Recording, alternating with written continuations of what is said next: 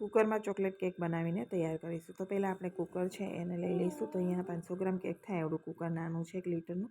એની અંદર અહીંયા eco back paper રાખી દીધું છે નીચે ઘી લગાવીને, અને ઇકો બેકની ઉપર પણ ઘી લગાવી દીધું હતું. હવે અહીંયા બિસ્કિટના 4 પેકેટ લીધા છે, 2 મેરીગોલ્ડના, 1 ઓરિયોનું ને 1 હેપીનું ચોકલેટ બિસ્કિટ. બધી જ વસ્તુ મેં ટોટલ 2 કપ મિશ્રણ તૈયાર થવું જોઈએ એટલું આપણે મિક્સરને ગ્રાઇન્ડનું જારમાં નાખી અને ગ્રાઇન્ડ કરી લેવાનું છે. ત્યાં પાવડર તૈયાર થઈ ગયો. સાથે 2 ચમચી કોકો પાવડર, 1 ચમચી જેવી ખાંડ નાખી અને 1 કપ દૂધ નાખવાનું છે.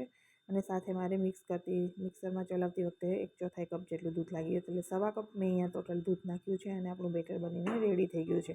અહીંયા કોઈ બેકિંગ પાવડર કે નાખવાની જરૂર નથી. બસ બેકિંગ સોડા, જે ભજીયામાં નાખવાના સોડા હોય એ નાખીને જ આપણે આ તૈયાર કરીશું. તો અડધી ચમચી અહીંયા ટાટાના સોડા, જે ભજીયાના સોડા હોય એ નાખી દીધા છે. મિક્સ કરી દઈશું. અને પહેલેથી જ મેં ગેસ ઉપર રોટલીની તવી રાખી દીધી છે.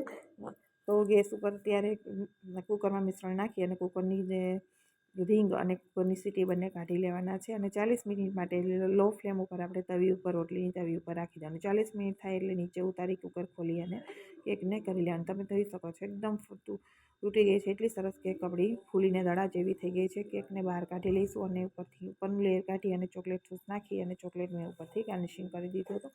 તો બાળકોને ખૂબ જ મજા આવે છે અને એકદમ સરસ ટેસ્ટ સાથે આ ચોકલેટ કેક તૈયાર થાય છે. 40 રૂપિયામાં 500 ગ્રામ કેક બનીને ઘરે જ તૈયાર થઈ જાય છે. તો એકવાર જરૂરથી ટ્રાય કરજો. જો મારી કેકની રેસીપી પસંદ આવી તો મારી ચેનલ સબસ્ક્રાઈબ જરૂરથી કરી દેજો.